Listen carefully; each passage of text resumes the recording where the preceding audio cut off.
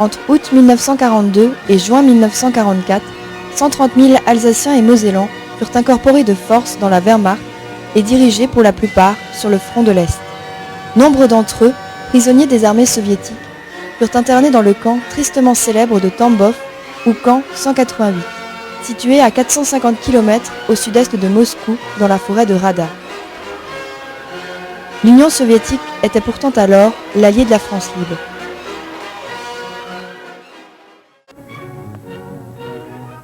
Un camp de prisonniers de guerre. C'est ici que vivent les soldats et officiers de nationalité française, faits prisonniers sur le front soviéto-allemand. Ils sont pour la plupart originaires d'Alsace et de Lorraine. Mobilisés de force dans l'armée allemande par les hitlériens, ils ont profité de la première occasion qui s'offrait pour passer dans les lignes soviétiques.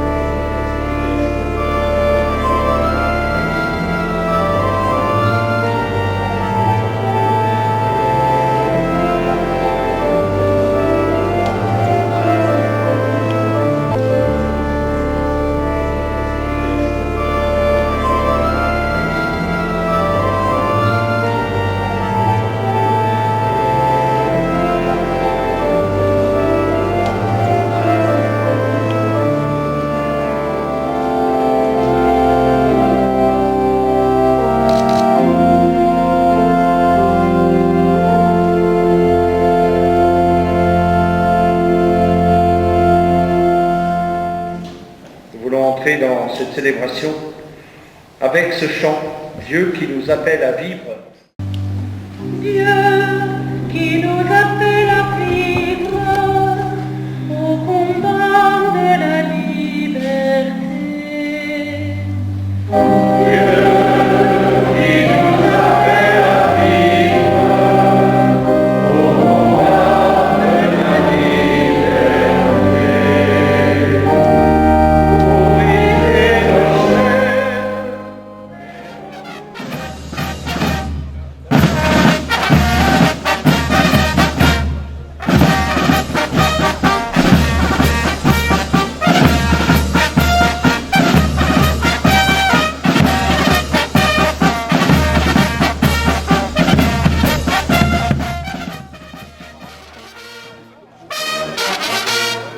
prends 4 là-bas. Ouais, c'est le coup. À 4. 8 sur 2. Va là-bas. Voilà. Non, non, par contre, il y a des trucs. On passe plus les autres.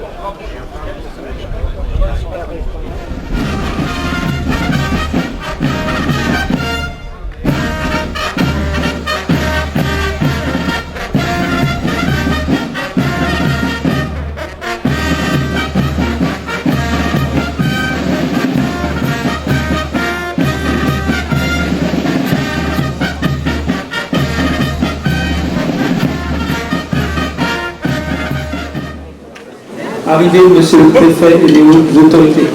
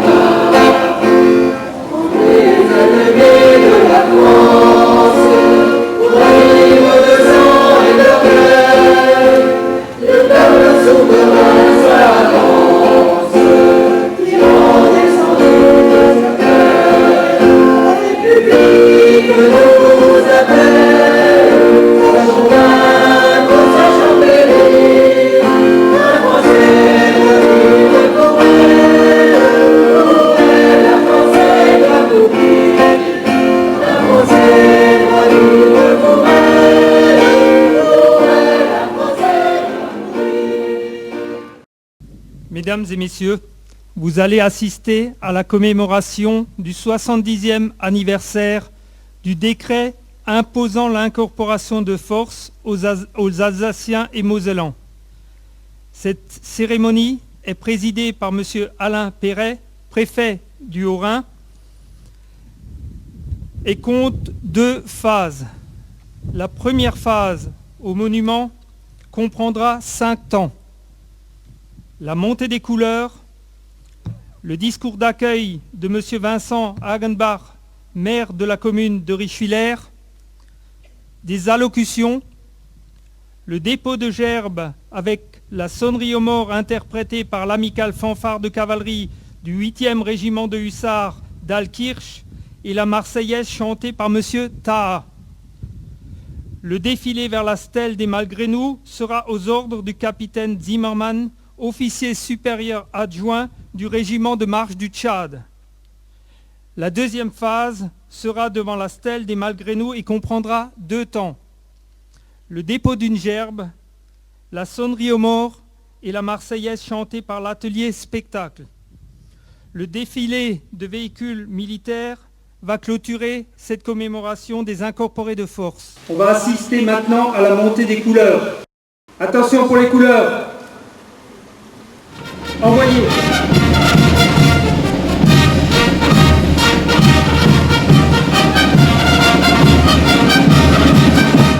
Allons enfants de la patrie, le jour de gloire est arrivé.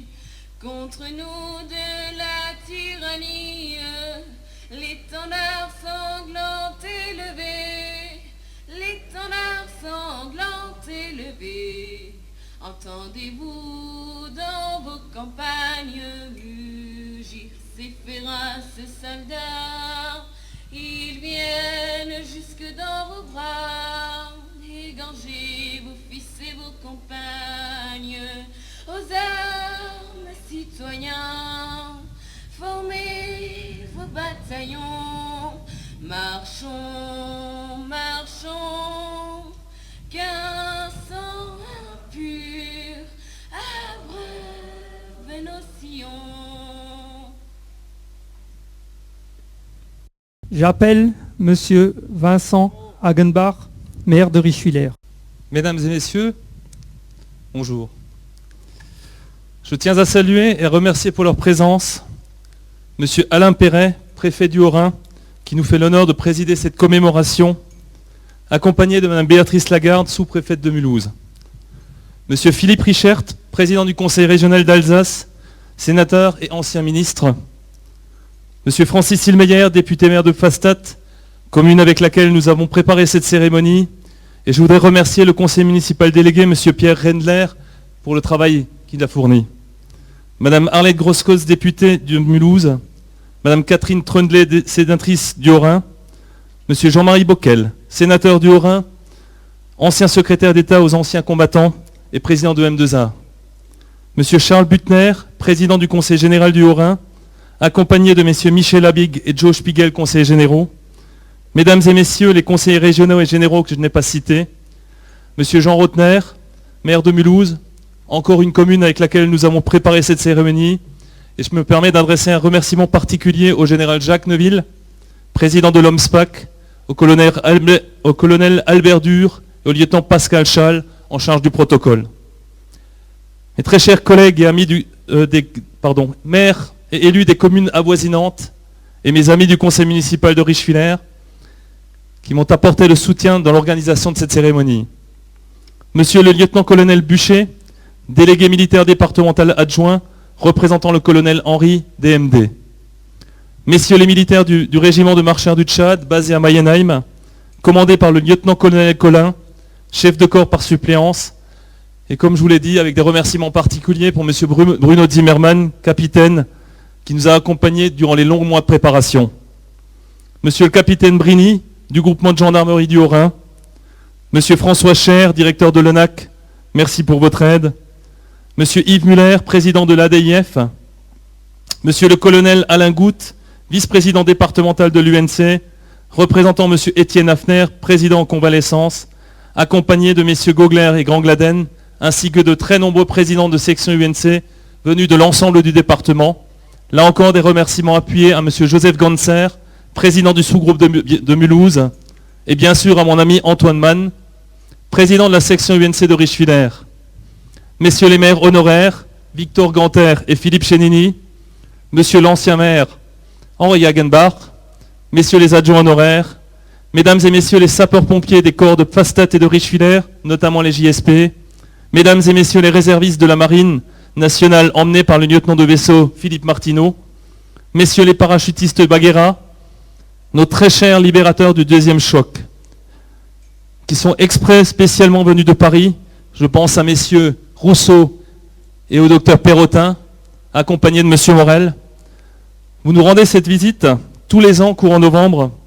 Votre culture vous a permis depuis de très nombreuses années d'appréhender le drame des jeunes hommes des mêmes classes que les vôtres, alors que vous avez été ennemis durant ce conflit. Je tiens encore à saluer, mesdames et messieurs, les très nombreux porte-drapeaux, mesdames et messieurs, les présidents ou représentants des associations patriotiques du souvenir, d'orphelins, de victimes. Vous êtes bien trop nombreux pour pouvoir vous saluer tous personnellement. L'association Alsace 45 qui nous présentera ses engins tout à l'heure. Je tiens à saluer monsieur le vicaire Vincent-Marie Meyer et monsieur le pasteur Roland Kaufmann. Un grand merci pour l'office que vous nous avez proposé tout à l'heure. Mesdames et messieurs les chanteurs et les musiciens de l'atelier spectacle de Richwiller et de la fanfare des hussards d'Alkirch, mesdames et messieurs les représentants des associations locales, mesdames et messieurs les représentants de la presse, mesdames et messieurs toutes les personnes qui se sont senties concernées par cet hommage, notamment les enfants et les jeunes présents. Et je finirai bien sûr par saluer et remercier pour leur présence la famille Zimmermann-Hartmann, qui nous vient de Karlsbach, ainsi que tous les incorporés de force et leurs familles, les veuves et les enfants, les réfractaires, les orphelins, tous ceux qui ont pu faire le déplacement de nombreux autres étant tristes de ne pouvoir participer par le fait d'une santé précaire.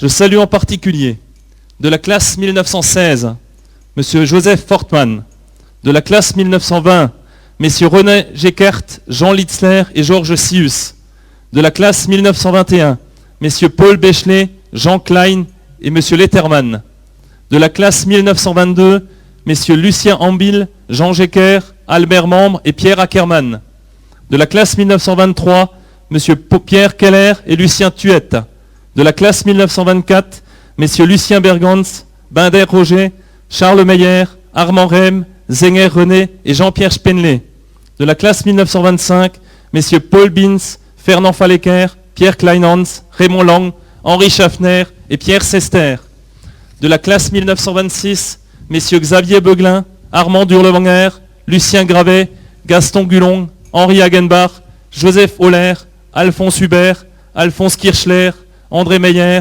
Jean-Paul Meyer, Raymond Meyer, Henri Rubly, Paul Schweitzer, Roger Solinger, Maurice Stotz et André Vicky. De la classe 1927, messieurs Paul de Paris, Joseph Hermann, Raymond Kuhn, Joseph Marbach, Yves Muller et André Schmitt. Et de la classe 1928, messieurs Fernand Rélé et Étienne Vessant. Et bien sûr tous les autres que je n'ai malheureusement pas sur ma liste.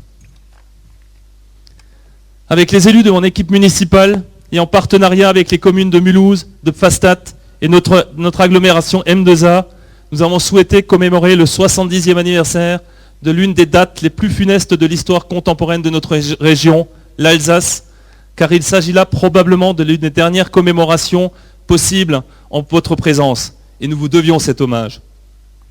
De quoi s'agit-il?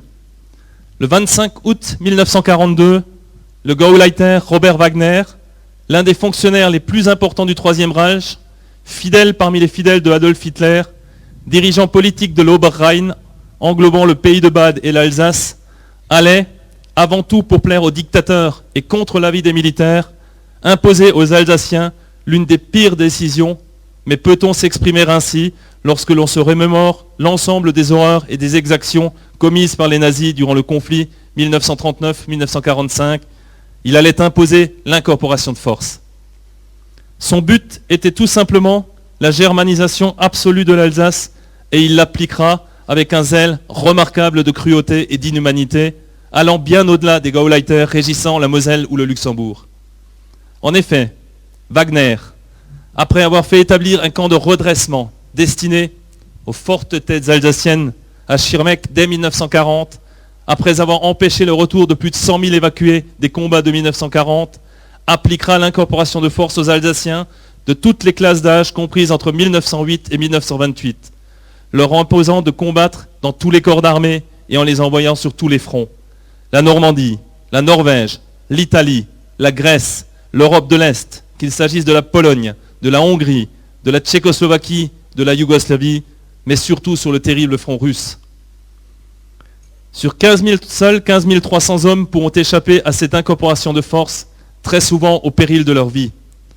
Les 18 jeunes réfractaires exécutés à Ballersdorf dans le Sundgau, après avoir tenté d'y échapper en fuyant vers la Suisse, en sont un exemple. Mais aussi au péril de la vie de leurs proches, les familles de ces réfractaires étaient bien souvent déportées à Schirmeck et très souvent jusqu'en Silésie, comme ce fut le cas de près de 3000 familles, tout en confisquant l'ensemble de leurs biens. Ces réfractaires alsaciens sont des résistants alsaciens, et beaucoup d'entre eux s'engageront ensuite dans les différents corps d'armée qui libéreront la France. L'incorporation de force avait été rendue possible après la défaite de l'armée française dès 1940, mais surtout par l'abandon de l'Alsace et de la Moselle, butin de guerre offert à l'Allemagne nazie par le gouvernement de Vichy, mené par le maréchal Pétain. La première étape qui ne laissait rien présager de bon sera le travail obligatoire, le RAD, Reichsarbeitsdienst pour les garçons, véritable embrigadement militaire avec un encasernement et avec comme seule différence par rapport au service militaire le maniement de la pelle ou de la pioche à la place du fusil. Et le KAD, Kriegshilfsdienst, service imposé aux femmes, les fameuses malgré elles. Ces deux services étaient sans commune mesure avec le STO, service du travail obligatoire, notamment des prisonniers de guerre français. Le RAD se poursuivra quelques mois plus tard par l'incorporation de force. Tous les jeunes Alsaciens, ainsi que les Mosellans, vont ainsi se retrouver sacrifiés dans l'obligation de combattre sous un uniforme qui n'était pas le leur, certains après avoir combattu avec l'uniforme français au début de la guerre. Je sais que parmi vous, un certain nombre ont été soldats français en 1939 et en 1940 et ont été faits prisonniers par les Allemands, ont dû repartir en 1942 avec un uniforme de la Wehrmacht. Alors même que le cœur de ces Alsaciens et de ces Mosellans était véritablement français, certains allaient être obligés de combattre un frère, un oncle, un cousin, un ami qui avait eu de la chance de fuir. Certains d'entre eux avaient à peine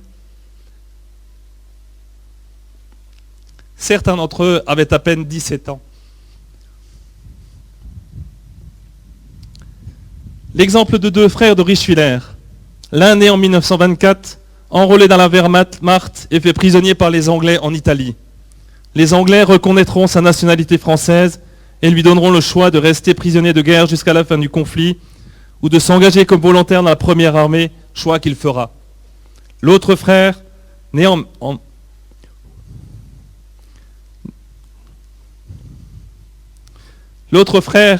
1926, enrôlé dans la Waffen-SS, combattant tout d'abord en Italie, puis sur les fronts de l'Est, notamment en Hongrie, également fait prisonnier, et heureusement aussi par les Anglais, du côté de Klagenfurt en Autriche, au moment de la débâcle des armées allemandes.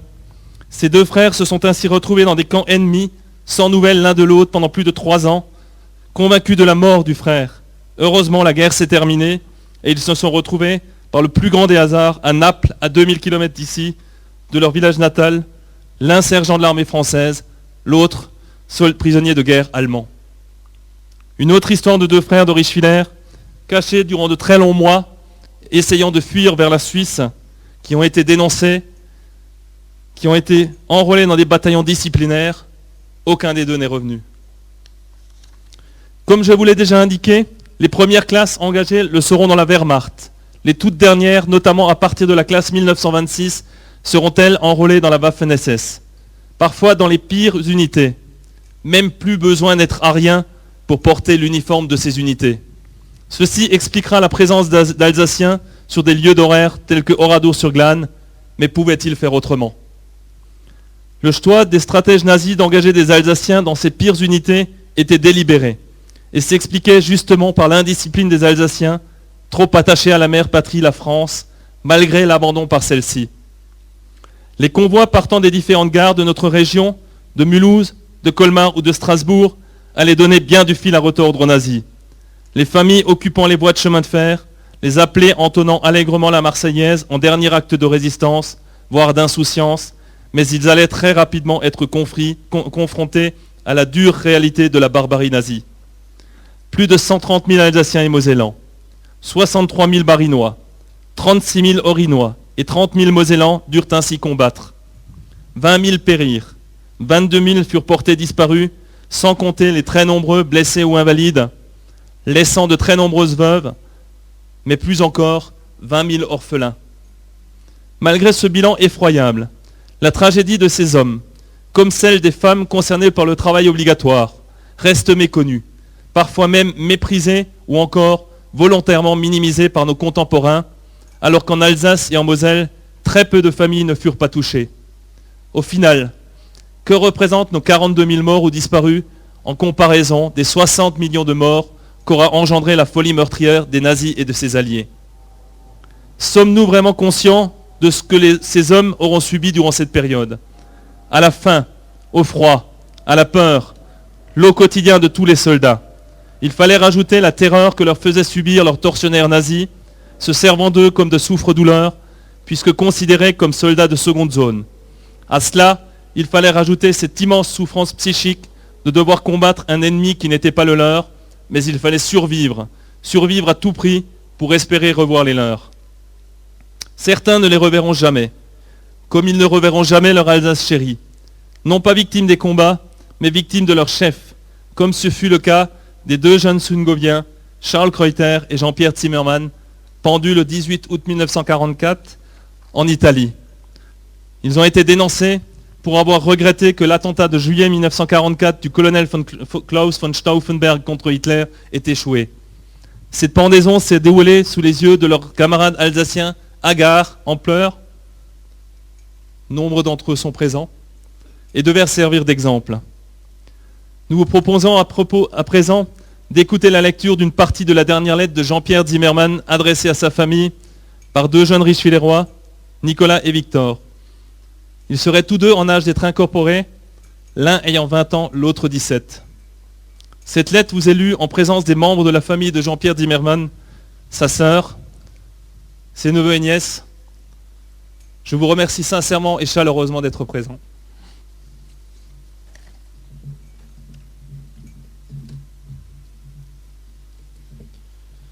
C'est sans doute la dernière fois qu'il me sera donné de vous écrire, à vous mes chéris, une lettre en ce monde. Le destin a décidé de mon sort, et j'ai beaucoup de chagrin, une grande douleur à vous écrire ce message d'adieu.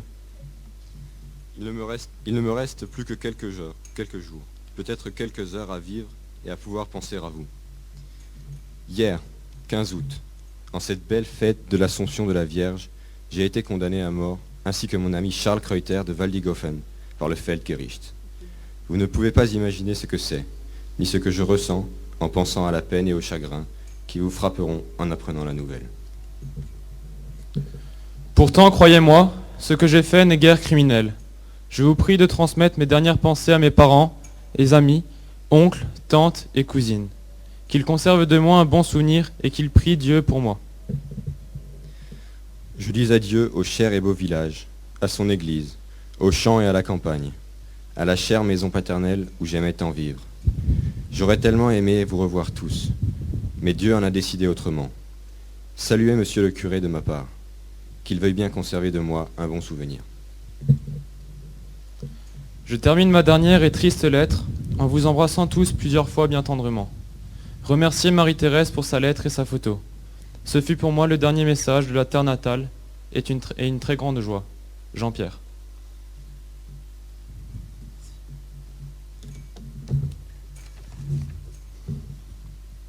Merci à Nicolas et à Victor. La situation de ces hommes restera dramatique jusqu'au bout du conflit et même bien au-delà, puisque lorsqu'ils étaient faits prisonniers par les Alliés, ils étaient tout simplement considérés comme des ennemis et continuaient d'être persécutés ou étaient tout simplement exécutés. Les Alliés russes ou américains ignorant pour la plupart tout du sort de ces Alsaciens. Il faut reconnaître que seuls les militaires anglais tenaient compte de la situation tout à fait particulière de ces Alsaciens et respectèrent leur statut. C'est ainsi qu'à la fin de la guerre, les Alsaciens étaient peut-être parmi les plus heureux des soldats, mais ils ne faisaient pas partie du camp des vainqueurs. Et surtout, malheur à ceux qui étaient tombés entre les mains de l'armée soviétique. Leur calvaire allait se poursuivre dans des camps de la mort, au nom tristement célèbre, tel que celui de Tambov. Tambov. Moins 30, moins 40 en hiver, une hygiène inexistante, engendrant des épidémies dévastatrices, une ration journalière limitée à quelques grammes d'un pain immangeable.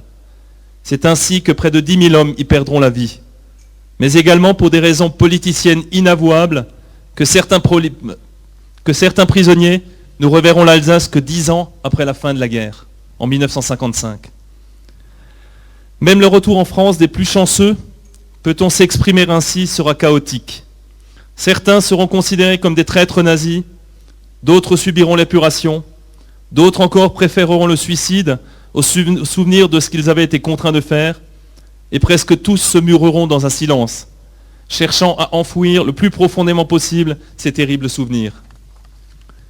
Comment, après tant de souffrance et d'incompréhension, est-il possible de redevenir un homme normal ?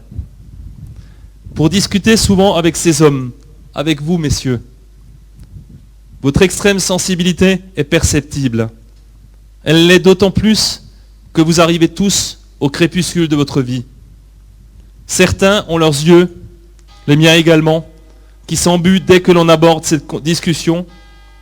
D'autres la refusent tout simplement encore 70 années après. Dans combien de familles la question « Papa, papy, raconte ce que tu as vécu » est restée et restera définitivement sans réponse. Messieurs, Très chers incorporés de force, votre tragédie est vieille de 70 ans, mais il s'agit pour vous d'une blessure qui soit aura mis des années très nombreuses à cicatriser pour les uns, ou qui ne cicatrisera jamais pour les autres. Vous méritiez cet hommage, et vous méritez que l'on pardonne probablement, mais que l'on n'oublie jamais, selon les propos du général Bayard à Aubernais. Je crois qu'il résume tout à fait. Pourtant, nos deux pays, l'Allemagne et la France, vivent en paix à présent depuis près et en toute amitié depuis plus de 67 ans.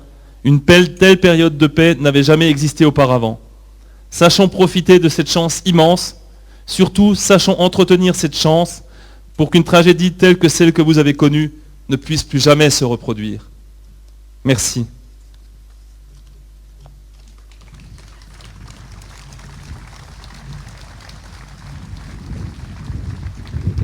J'appelle Maître Yves Muller, président de l'association des évadés et incorporés de force du Haut-Rhin. Mes chers amis, je pourrais me borner à me raccrocher aux paroles extraordinaires tenues par le maire de Richwiller. Mais je serais tout à fait incohérent si d'abord je ne remerciais pas lui et tous ceux qui ont contribué à former cette journée, et si je ne vous remerciais pas vous tous, préfets, parlementaires, présidents, responsables, qui avaient bien voulu donner à cette manifestation l'éclat qui convient. J'ai un peu de difficulté à monter, pour une raison très simple. L'incorporé de force que j'ai été il y a 16 ans, à l'âge de 16 ans, incorporé de force dans la DCA, n'est évidemment plus celui qui aujourd'hui en a 85. Et c'est le drame de notre incorporation de force, c'est que le nombre de ceux qui sont encore là s'amenuise de jour en jour. Nous allons d'enterrement en enterrement. Il nous restera quoi? La mémoire. Terre de Chardin a écrit quelque part que tout ce qui converge élève et tout ce qui s'élève converge. Merci à Philippe Richert. Car hier, nous avons vu le départ de ces journées de commémoration et un départ extraordinaire qui prouve qu'à travers toute l'Alsace, il y a une convergence vers la mémoire de ce qui fut pour éviter le rappel des choses qui sont produites. Je voudrais souligner, sans entrer dans les détails, dans les statistiques, que 42 a été une année horrible. Horrible, mais extraordinaire. En même temps, pleine d'espérance, comme les choses qui sont horribles. Et pourquoi? C'est l'année où la France entière se fera occuper. C'est l'année où la flotte va se rébeller, va se saborder, pour ne pas tomber aux mains de l'ennemi. C'est l'année où la décrue des grandes réussites du Reich s'annonce. C'est l'année où Stalingrad commence, et on sait comment Stalingrad se terminera par la disparition de la 6e armée de von Paulus. C'est l'armée où on commencera à espérer, et c'est à ce moment-là que la bête immonde, cette bête qui est touchée et qui se fait toucher, va réagir encore plus violemment comme toutes les bêtes féroces, et c'est l'année des 3 W. En y réfléchissant, j'ai trouvé ce texte. 3 W, pourquoi? En 1942, début d'année, il y a la conférence de Wannsee. Vous savez tous que la conférence de Wannsee, se sont retrouvés les Hitler, les Heydrich, les Himmler, pour décider du sort de ceux qu'ils considéraient comme du Lumpenprolétariat. Moins importants que eux, des gens qui ne méritaient pas le terme d'humain, et c'est là que la décision finale, ou la destinée finale de millions d'hommes, de femmes et d'enfants a été décidée. L'autre W, c'est le nôtre, Vinitsa. À Vinitsa, en Ukraine, l'état-major est réuni autour de Hitler, et il y a 3 messieurs qui sont pleins de responsabilités. L'un, c'est Wagner, dont on a parlé. On sait qu'il a été fusillé au Fournay en 1945 parce qu'il avait été jugé régulièrement et on lui avait entre autres reproché d'avoir incorporé des jeunes français dans l'armée qui n'étaient pas la leur. L'autre était Burkel, le troisième était Simon. Burkel et Simon semblent avoir été plus modérés, puisqu'il y a eu 21 places incorporées de force chez nous, 14 pour ce qui concerne Gauleiter Burkel en Moselle, et seulement 6 pour ce qui concerne Luxembourg de Simon.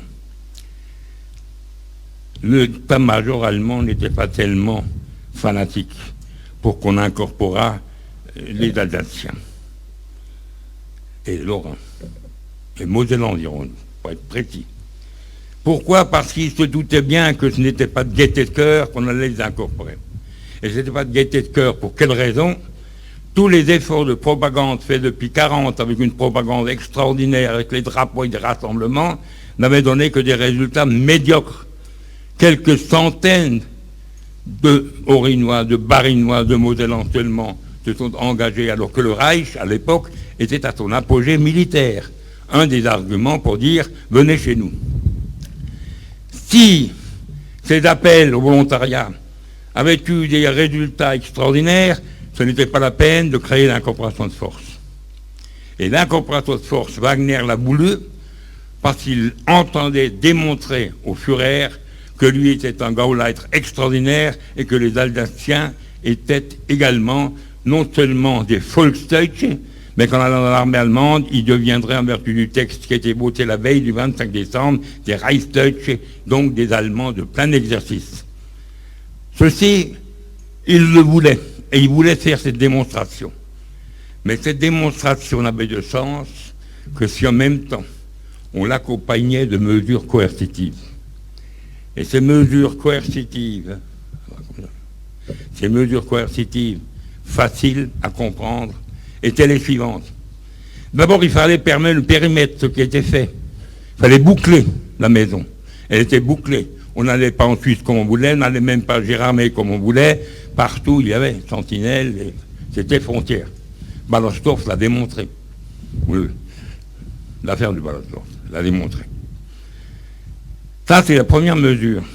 La seconde, c'est les comtés de révision. Ne pas venir au comté de révision, poursuivi. Ensuite, comté de révision une fois fait, ne pas se rendre au Stellungsbefehl, poursuivi. Troisième mesure, une fois entré dans l'armée allemande, déserter ou quand comment était de toute façon un crime. Soit on se faisait flinguer par les siens, soit on se faisait flinguer par les autres si c'était lors de combat où on n'avait pas le temps de faire des prisonniers. Et on sait dans beaucoup de cas ce qui est advenu de ceux qui se sont rendus, notamment aux Russes, qui les avaient inondés de leaflets, c'est-à-dire des tracts jetés par avion, pour dire « nous savons qui vous êtes dans telle et telle compagnie, venez donc nous rejoindre, vous serez traités comme Français libres ». On sait ce qu'il en a été. En dehors des 1500 qui sont partis pour des besoins de propagande, les autres après ont pourri lamentablement dans le camp de Tambov avec les conséquences que nous connaissons. Eh bien cet arsenal qui était mis en place a porté ses fruits en ce sens. C'est que ceux qui étaient là avaient de grosses responsabilités à prendre, familiales et autres, car en dehors de toutes les peines prévues et du fait qu'on tombait sous le code militaire allemand, ils avaient prévu la Siebnaft. Ils avaient sorti un texte vieux qui voulait dire que la famille était co-responsable des bêtises éventuelles commises par les jeunes. Je prends mon cas personnel pour arriver à la fin de ce petit discours. J'avais 16 ans quand un jour un officier allemand est venu au lycée nous dire qu'il fallait maintenant contribuer à l'effort et que ceux qui avaient été jugés aptes, et malheureusement je l'étais puisque j'étais dans une équipe de football, eh bien on avait préparé notre petite valise et nous partirions à Karlsruhe pour être Luftwaffenhelfer. Plus tard, c'était le RAD. Luftwaffenhelfer. Mais vous continuez les études. En fait, les études, ça a été le drill dans une caserne pendant des mois. C'était ensuite le fait d'aller servir des Flakstellungen qui étaient autour de Karlsruhe. C'est d'aller ensuite du côté de Leipzig, du côté de Dresde et autres endroits, là où on avait besoin de jeunes qui aidaient les anciens qui étaient dans ces Flakstellungen. Alors je me souviens comme jeune, la vie de caserne, quand vous sortez du milieu familial, c'est quoi? C'est des ululements immédiatement du matin jusqu'au soir, c'est à 5 heures du matin, branle-bas de combat, et c'est encore une de ces retours diaboliques des n'a dit que de vouloir faire que la personnalité disparaisse complètement et qu'on devienne des instruments qu'on pouvait mettre au service de l'armée et qui étaient simplement des robots qui devaient obéir au commandement.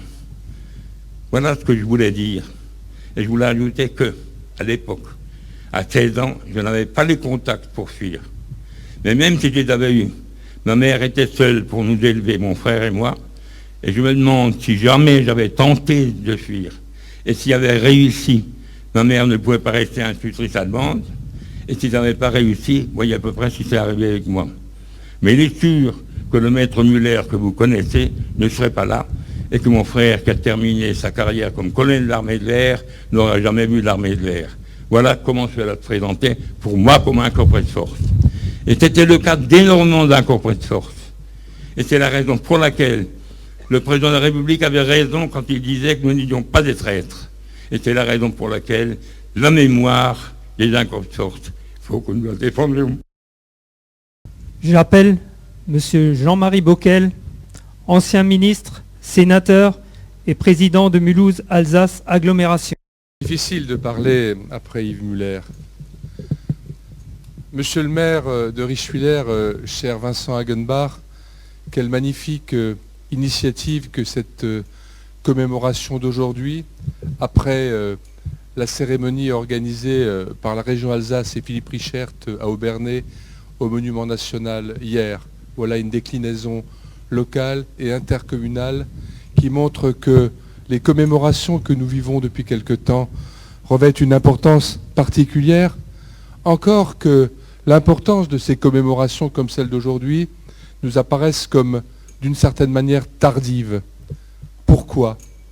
Pour les raisons bien sûr exprimées à l'instant par Yves et tout à l'heure par Vincent, mais peut-être aussi parmi toutes ces raisons, la volonté de revenir et se soigner au sein des siens, de se construire, de bâtir sa vie familiale et professionnelle, bref, cet instinct vital, peut-être aussi des moments tragiques de notre histoire comme le drame d'Oradour, le procès des Malgré-nous, et puis peut-être aussi qu'il y a un temps pour tout. Et c'est vrai que peu à peu, fin des années 70, années 80, et jusqu'à aujourd'hui, il y a eu peu à peu le temps de la reconnaissance, qui avait tardé, qui était nécessaire. C'était Daniel Lefel, et le dialogue avec ses homologues allemands à l'époque, c'était le ministre des Anciens Combattants, Jean Laurin, sous l'autorité de François Mitterrand. C'était, il y a 2 ans à Colmar, Nicolas Sarkozy, et les paroles très fortes qui ont été les siennes et qui étaient importantes pour l'Alsace. Et puis je crois que cette démarche doit encore continuer. Et puis, bien sûr, cette reconnaissance, par-delà des indemnisations symboliques, elle est très importante à la fois pour, d'une certaine manière, se réconcilier avec soi-même, pouvoir libérer la parole, d'abord dans sa famille, avec ses enfants, ses petits-enfants, en témoignant. Et puis, c'est aussi, au-delà de même, et je le dis devant les malgré nous ici présents de ces anciens, c'est aussi, bien sûr, la fraternité avec tous les anciens combattants, ceux qui ont eu, on pourrait presque dire, même s'il y a eu aussi des souffrances, la chance, le privilège de servir sous l'uniforme français. Ce fut d'ailleurs le cas de certains de ces malgré nous à la fin, comme ça a été dit tout à l'heure, ou avant, au début du conflit. Et puis, c'est aussi très important, cette reconnaissance pour, au fond, retrouver la sérénité qui permet le passage vers l'histoire à travers la démarche mémorielle, intergénérationnelle, cher Vincent, qui est aujourd'hui la nôtre aujourd'hui. Je pense que, et nous pensons tous, je crois que par rapport à ce qu'il y a pu y avoir d'humiliation, de honte parfois même, que à travers la reconnaissance et donc la connaissance, il y a aussi, pour les malgré nous, leurs familles, nous tous Alsaciens, une dimension de fierté retrouvée qui est importante, parce que la connaissance du drame, par le plus grand nombre, permet la compréhension et permet la fierté par rapport à ces souffrances, par rapport à cette dignité. Et puis, cette démarche mémorielle dans laquelle nous sommes aujourd'hui, elle est extrêmement importante. Elle est importante pour la cohésion nationale. C'est toutes les mémoires de cette période de l'histoire qui se retrouvent. Elle est importante aussi pour l'Alsace d'aujourd'hui, pour l'Alsace qui construit son présent et qui prépare son avenir.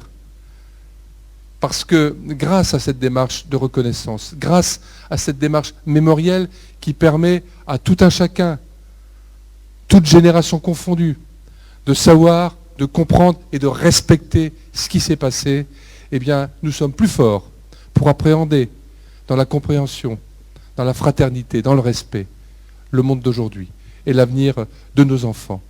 Alors, chers amis, mesdames et messieurs, pour les malgré nous, les malgré elles, également, aujourd'hui, reconnaissance, respect. J'appelle M. Philippe Richert, ancien ministre, président du Conseil régional d'Alsace. Monsieur le Préfet, Mesdames et Messieurs, chers collègues élus, chers amis, vous qui êtes les témoins de cette période et qui avez vécu ce dont nous parlons, permettez-moi de me joindre aux discours qui ont été tenus et de dire que ces propos très forts qui ont été portés ce matin ici à Richwiller sont des propos qui engagent. En particulier, ce qu'a rappelé Maître Yves Muller, cher Président. Lorsque nous parlons, on a le sentiment que l'histoire, tout simplement, s'énonce au travers d'actes, au travers d'une mémoire qui serait éthérée, qui parlerait des choses qui se sont passées sans que on puisse mettre des visages, sans que l'on puisse mettre des noms sur ce qui s'est passé. Oui, nous nous rappelons que 70 ans ont passé. Et l'Alsace se souvient du drame que fut l'incorporation de force. C'est écrit ici, et vous l'avez rappelé, près de 140 000 Alsaciens mosellans qui furent contraints de porter un uniforme qui n'était pas le leur, pour reprendre la formule, et servir une cause qui n'était ni celle de leur volonté, ni celle de leur cœur. Quand on dit 140 000 qui sont partis, permettez-moi simplement de redire qu'à l'époque, dans ces années, l'Alsace comptait au total 1,2 million d'habitants. C'est pratiquement 10% de la population, pour ne parler que de ces classes d'âge qui sont parties.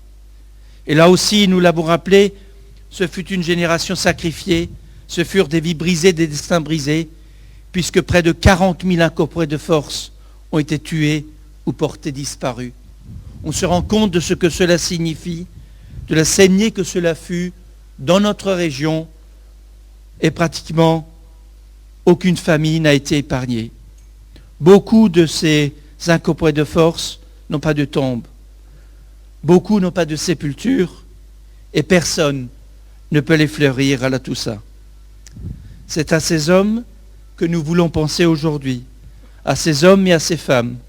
C'est devant la mémoire de ces Français d'Alsace et de Moselle, morts le plus souvent sur des terres lointaines, blessés, transis de froid, affamés et gelés, que nous sommes venus nous incliner et que je viens aujourd'hui à Richwiller.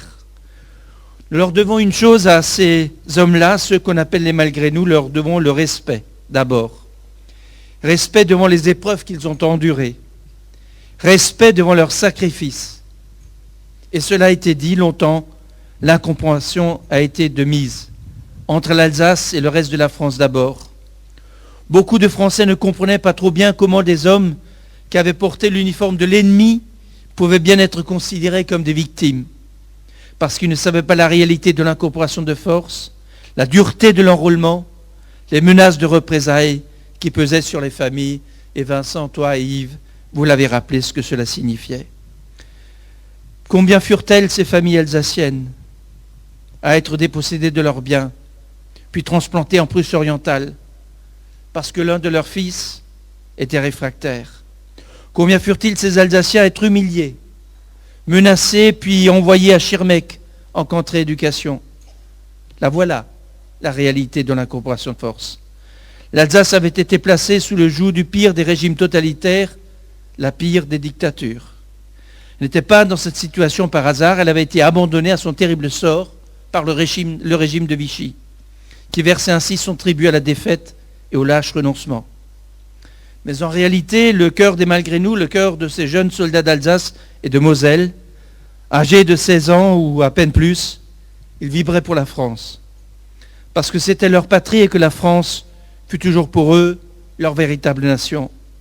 Il a fallu en véritable attendre 2010 pour qu'un président de la République vînt en Alsace dire ce mot que nous attendions depuis des années, ce mot que nous espérions, parce qu'il rétablissait enfin la vérité et la justice. C'est Nicolas Sarkozy qui le prononça, ce mot de vérité et d'apaisement, le 8 mai 2010 à Colmar. Et il disait « Je suis venu aujourd'hui en Alsace réparer une injustice. À partir de 1942, les Alsaciens et Mosellans furent enrôlés de force dans l'armée allemande. On leur a mis un uniforme qui n'était pas celui du pays vers lequel allait leur cœur et leur fidélité. On les força à agir contre leur patrie, leur serment, leur conscience. Les malgré nous ne furent pas des traîtres, ceux qui n'ont rien fait pour empêcher cette ignominie perpétrée contre des citoyens français ont trahi les valeurs de la France, l'ont déshonoré. Vichy a trahi la France et l'a déshonoré. Oui, il fallait que les Français entendent enfin ces paroles-là, parce que la France, ce n'est pas la France sans l'Alsace et la Moselle, parce que nous, ici, nous ne sommes pas nous-mêmes sans la France. Mais longtemps, la compréhension ne fut pas simplement de mise entre l'Alsace et le reste de la nation. Il opéra également ici même en Alsace, entre les générations, mais aussi au sein même des générations. C'est la raison pour laquelle les collectivités, avec l'État, avec l'Europe, le Conseil régional, celui de Lorraine, les deux départements du Bas-Rhin, du Rhin et de la Moselle, ont choisi ces dernières années d'investir en faveur du travail de mémoire. C'est ce que nous avons fait à Schirmeck en créant le mémorial d'Alsace-Moselle. C'est ce que nous avons continué à faire ensemble en honorant la mémoire des malgré nous, notamment à Tambov. C'est ce que nous allons faire d'ici la fin de l'année en réalisant à Schirmeck le mur des noms. Je me souviens ici, avec beaucoup d'autres, la visite du président de la République, Jacques Chirac, au Struthof, un lieu de sinistre mémoire. Je me souviens aussi de son passage au mémorial d'Alsace-Moselle à Schirmeck. Il n'a pas voulu l'inaugurer, parce que la France n'avait pas compris ce qui s'était passé. Ce mémorial, nous devions le réaliser, d'abord parce que nous le devons aux anciens. Ce mémorial, nous devions le réaliser parce qu'il permet d'expliquer à nos jeunes ce qui s'est passé. Ce mémorial, nous devions le réaliser pour permettre à ceux des autres régions de savoir ce qui s'est passé en Alsace-Moselle, tel que nous le vivons aujourd'hui. Ce mémorial, ce n'est pas essayer de regarder le malheur qui tomba sur l'Alsace et sur la Moselle. C'est tout simplement un témoignage pour rendre compte et aussi un témoignage pour cultiver la mémoire, comme tout à l'heure nous l'avons entendu à l'église, des pierres de mémoire. Oui, 70 ans après, ceux qui n'ont pas de tombe, ceux qui n'ont pas de sépulture auront leur nom pour la première fois gravé dans la pierre.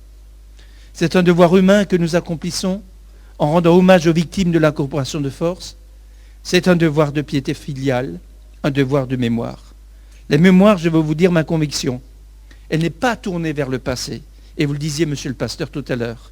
Elle est une conscience de la durée du temps, une conscience de l'identité collective que les siècles forment et maturent. Je crois que le maréchal Foch avait parfaitement saisi l'enjeu de ce qu'est la mémoire lorsqu'il l'écrivait. Parce qu'un homme sans mémoire est un homme sans vie, un peuple sans mémoire est un peuple sans avenir. Oui, je voudrais rappeler ici ce qu'a écrit Yankelevitch, le philosophe. Il a écrit les morts, les massacrés, les estropiés, les déportés, n'ont que nous pour penser à eux. Ils dépendent entièrement de notre mémoire. Ils dépendent entièrement de nous. Eh bien, si l'Alsace veut aller de l'avant, comme le disait le ministre Jean-Marie Bockel, si elle consent à s'inventer un avenir singulier, elle a face à elle un impérieux défi à relever. réconcilier les mémoires. Voilà pourquoi il nous importe aujourd'hui de nous souvenir du sacrifice des malgré nous, comme de toutes les épreuves que les fils et filles d'Alsace et de Lorraine ont dû endurer pendant la Seconde Guerre mondiale. Il y eut les Juifs pourchassés, déportés, les patriotes réfractaires, toutes les victimes de ce conflit atroce. C'est devant leur mémoire qu'aujourd'hui, à Richwiller, nous venons nous souvenir et nous incliner. Je veux remercier le maire de l'énergie qu'il a déployée pour nous permettre cette rencontre. Et nous incliner aujourd'hui, nous le faisons, bien sûr, au nom de l'Alsace, mais nous le faisons aussi au nom de la République et au nom de la France.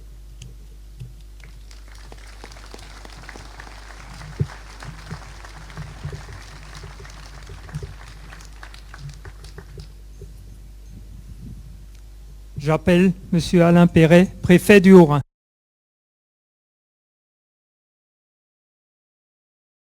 Madame la sénatrice, Madame le député, Monsieur le député, Monsieur le maire de Mulhouse, Monsieur le maire de Richwiller, un grand merci, tout simplement. Cette journée n'est pas comme les autres. Elle est gravée dans nos cœurs comme la marque d'un souvenir frappé par la douleur et les pleurs. Aujourd'hui, nous célébrons la mémoire des Alsaciens qui furent contraints d'incorporer l'armée allemande pour protéger et sauver leurs familles. Ces hommes et ces femmes que nous honorons ont été pris dans la tourmente du broyeur de l'histoire, dans un enchaînement de tragédies et de douleurs infinies. Plus que tout, il m'arrive de penser aux enfants de ces hommes et de ces femmes arrachés à leur foyer. Ces enfants qui, des années après la libération, allaient le soir au coin de la ferme, au coin de la rue, au bout du village, pour voir si leur père ne revenait pas. Que d'accablement, de tristesse et d'incompréhension pour ces familles. Combien ont été anéantis tout à la fois par la guerre, mais également par ce qui constitue un arrache-cœur, le fait de ne pas avoir de tombe où se recueillir. Il demeure encore des milliers d'Alsaciens dispersés dans l'oubli des fronts de l'Est, et mon cœur et ma pensée vont vers eux. Mais à croire que le sort s'acharnait sur ces hommes meurtris, car après avoir supporté la guerre, combien d'entre eux ont dû encore être mis à l'épreuve de la barbarie soviétique dans les camps comme celui de Tampov. Et pire encore, reconnaissons-le, quand les incorporés de force sont revenus en Alsace, ils ont trouvé face à eux une administration peu réceptive. Dans les premières années qui suivirent la libération, combien de malgré nous se sont-ils sentis mal à l'aise sur la terre de leurs ancêtres, face à un climat étouffé par le silence et accentué par les souffrances physiques et la douleur morale. Mes amis, pour avoir souvent écouté les récits, j'ai compris l'intensité, les ravages et les malheurs qui vous ont ainsi accablés.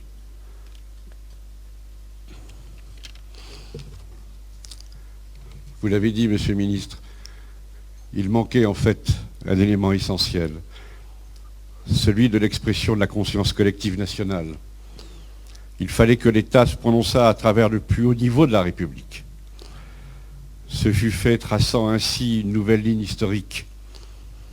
Aujourd'hui, c'est la nation tout entière qui manifeste sa compassion et sa solidarité pour le rétablissement de l'honneur et la reconnaissance de la dignité des malgré tout. En tant que représentant de l'État, délégué du gouvernement, garant de la cohésion et de l'unité nationale, je mesure l'honneur que vous me faites d'être aujourd'hui parmi vous dans ces circonstances et d'assurer le trait d'union, ce lien indéfectible à travers la nation tout entière, qui exprime ainsi sa volonté de partager avec l'Alsace le souvenir du drame. C'est tout le pays qui se lève aujourd'hui pour dénoncer toutes les formes de terreur et d'arbitraire. Le destin tragique de ces hommes fait partie du destin national. Il nous appartient dans l'unité et le rassemblement de pérenniser le souvenir de son histoire, pour que soit plus encore renforcé le socle des valeurs républicaines, rempart à la folie humaine. Vive la République, vive l'Alsace, vive la France.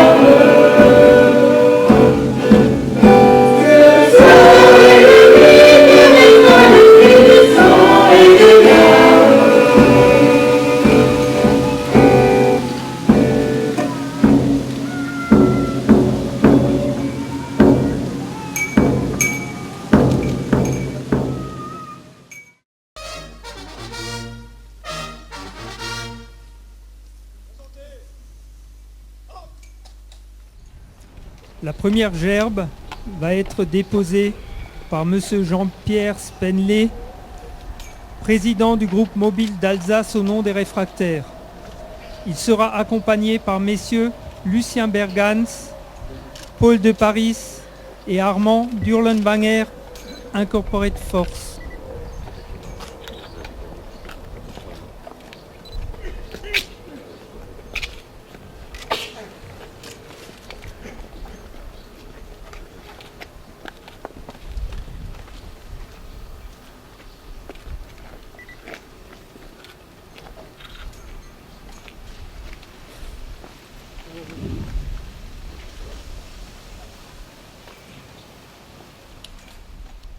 La gerbe suivante va être déposée par M. Claude Willig, président honoraire de la Société des membres de la Légion d'honneur du Haut-Rhin et frère d'anciens incorporés de force.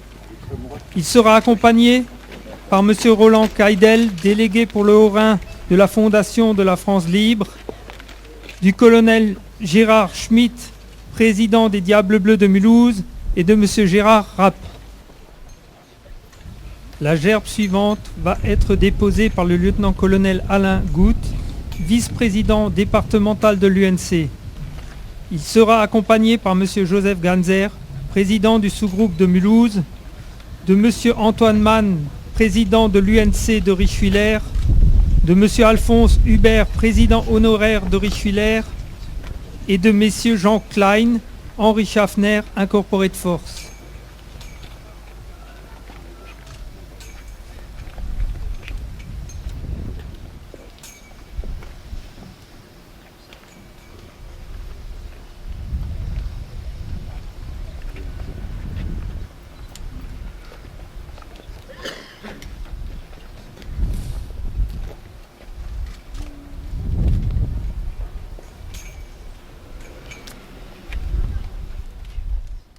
La gerbe suivante va être déposée par M. Vincent Hagenbach, maire de la commune de Richwiller.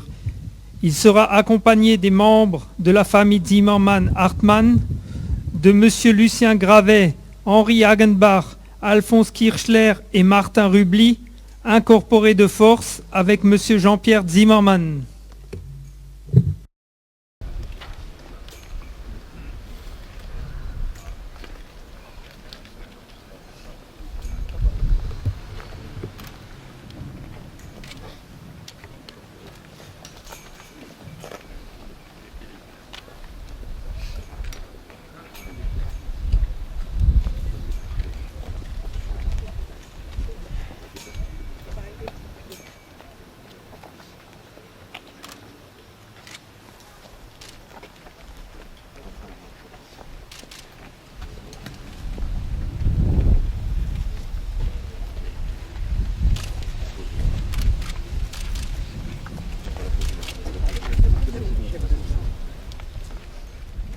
La gerbe suivante va être déposée par M. Francis Hilmeyer, député maire de la commune de Pfastatt.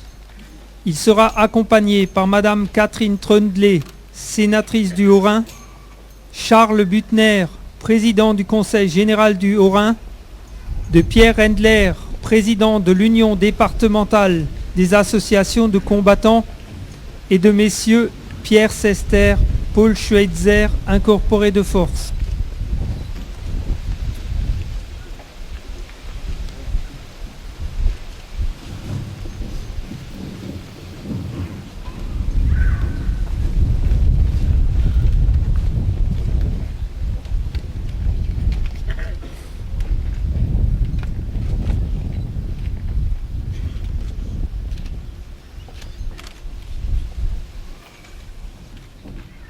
La gerbe suivante va être déposée par M. Jean Rotner, maire de la ville de Mulhouse.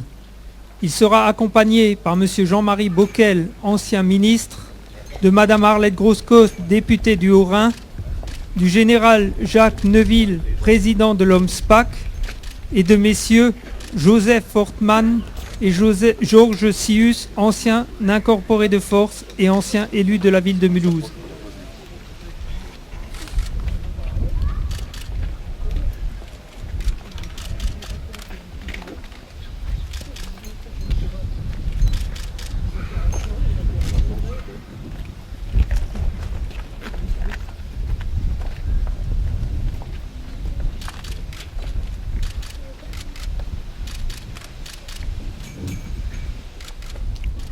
La gerbe suivante va être déposée par M. Philippe Richert, ancien ministre, président du Conseil régional.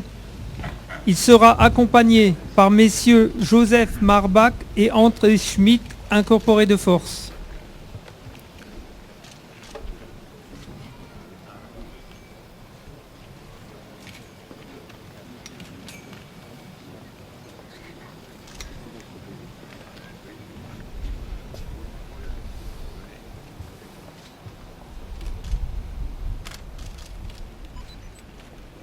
La dernière gerbe va être déposée par M. Alain Perret, préfet du Haut-Rhin.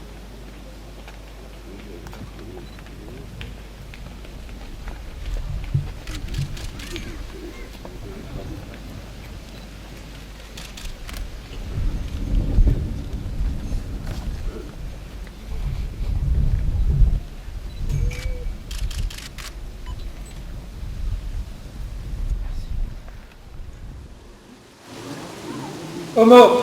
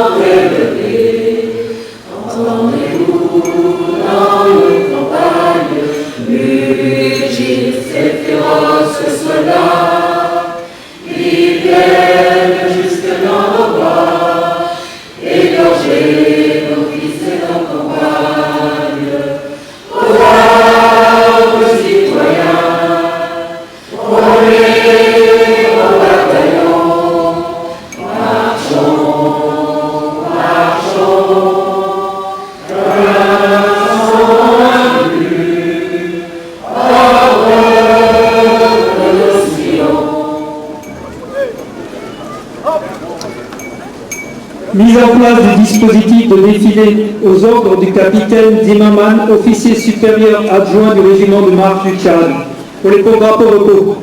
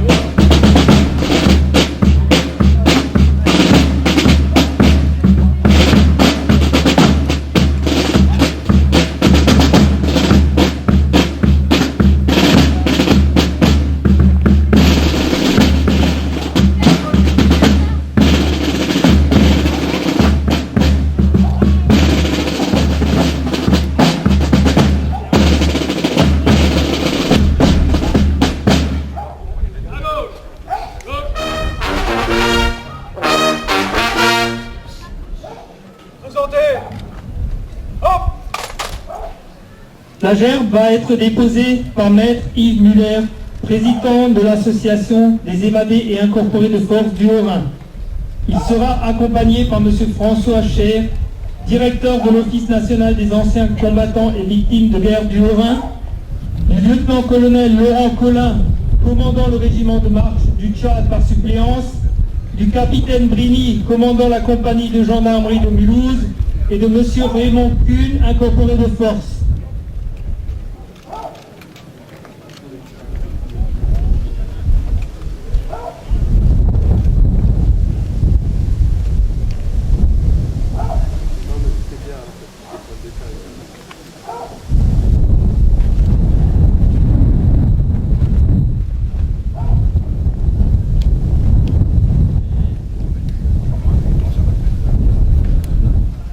Au nord.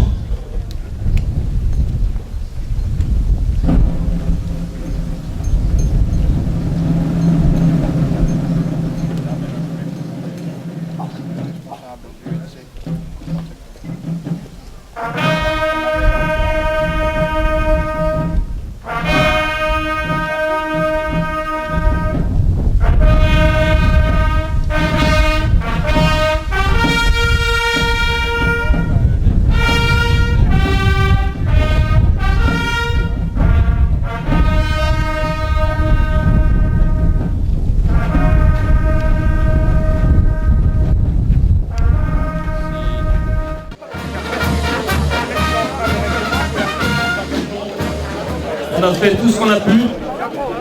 J'ai un petit regret, c'est de n'avoir pas pu impliquer l'ensemble des incorporés de force au dépôt de gerbe. J'aurais souhaité le faire, c'était malheureusement pas possible. Et donc, on vous souhaite longue vie et on espère vous revoir régulièrement, année après année, à d'autres cérémonies. Je vous propose simplement qu'on se retrouve au fond d'un verre de l'amitié sur la place de la mairie, après le défilé des engins militaires, pour que vous puissiez évoquer les différents souvenirs que vous avez. Je crois qu'ils sont très intenses encore. Merci à toutes et à tous.